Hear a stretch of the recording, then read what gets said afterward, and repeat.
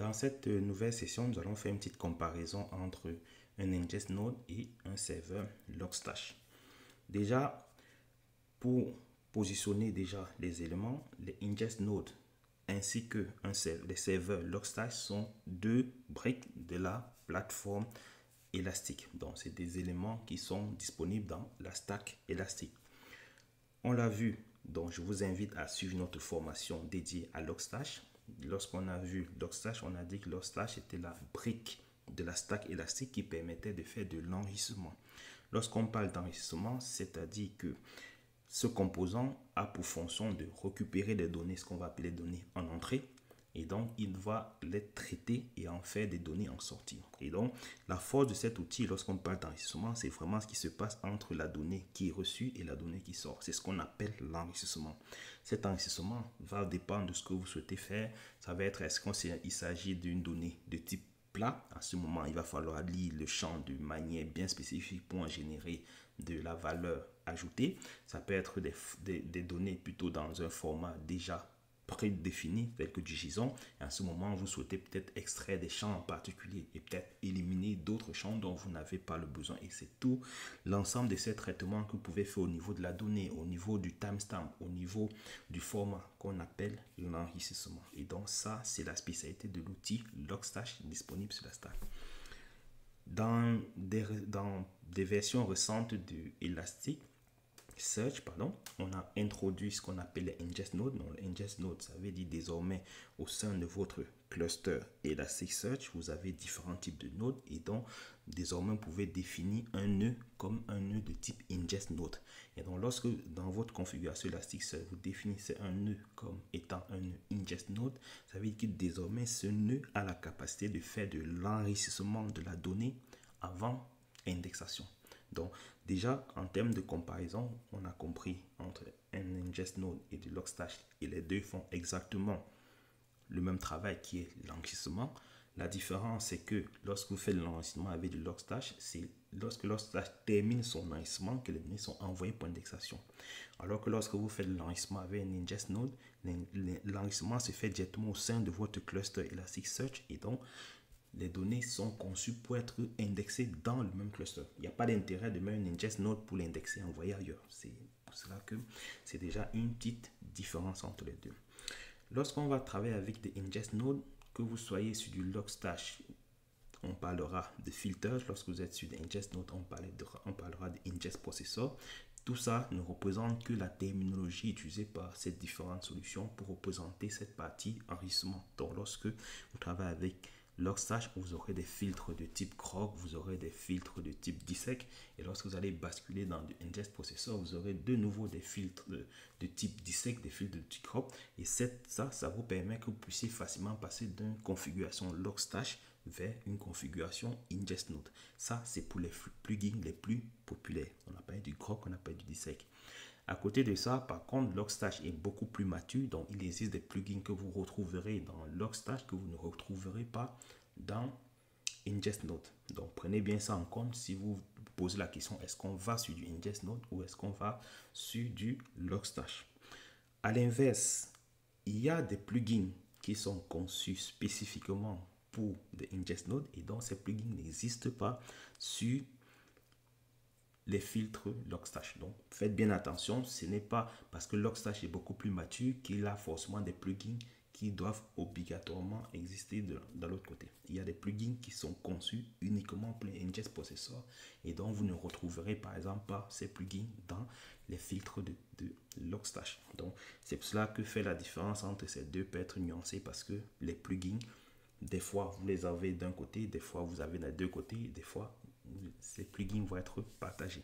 Donc moi, ce que je vous recommande, c'est de lire, c'est déjà vous poser la question quel traitement vous souhaitez faire et ensuite vous allez dans la documentation récupérer la liste des plugins pour savoir lequel peut être adapté à ce que vous souhaitez faire.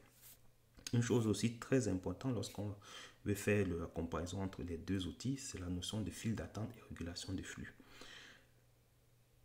Pour ceux qui débutent dans Elasticsearch, du moins dans Elastic, on a présenté l'architecture, on a vu qu'assez rapidement, lorsque vous travaillez avec un outil comme Logstash, vu que toutes les données vont transiter par lui, il faut qu'il les traite avant indexation.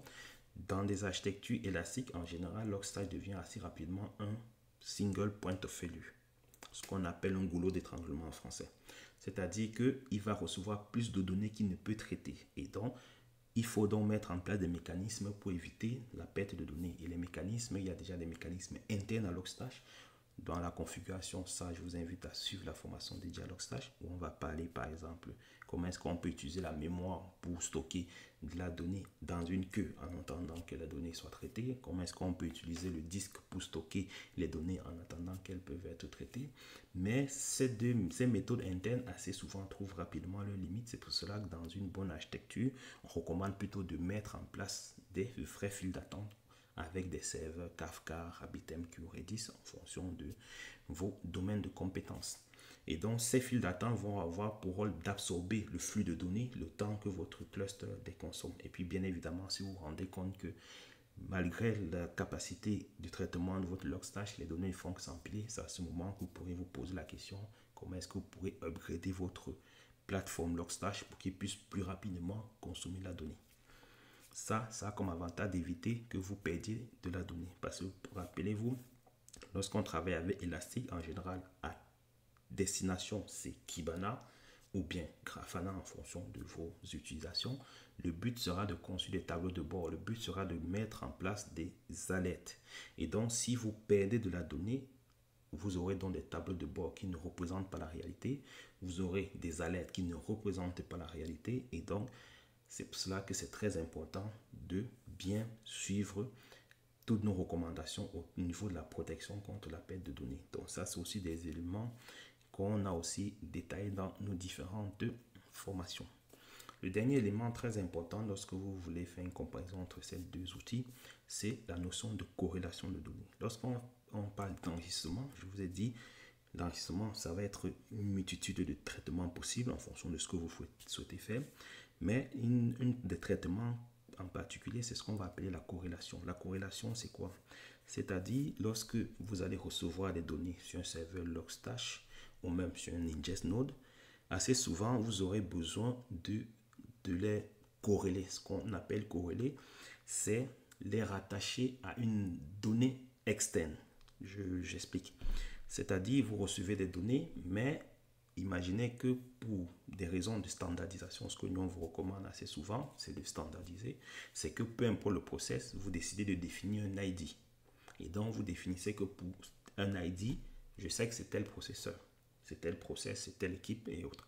Et donc, lorsque les données arrivent, vous avez peut-être besoin de dire que pour cet ID, ça correspond à telle équipe. Et donc, le point de correspondance, vous le stockez par exemple dans une base de données de type MySQL. Et donc, vous comprenez que lorsque la donnée arrive, vous avez besoin d'aller vérifier en bas à qui elle correspond pour pouvoir faire la correspondance pour que lorsque la donnée est stockée au sein de votre index Elasticsearch, vous avez la donnée complète. Ça, c'est ce qu'on appelle la corrélation. Donc, c'est pour dire, vous prenez deux sources de données différentes et vous en faites une donnée cohérente.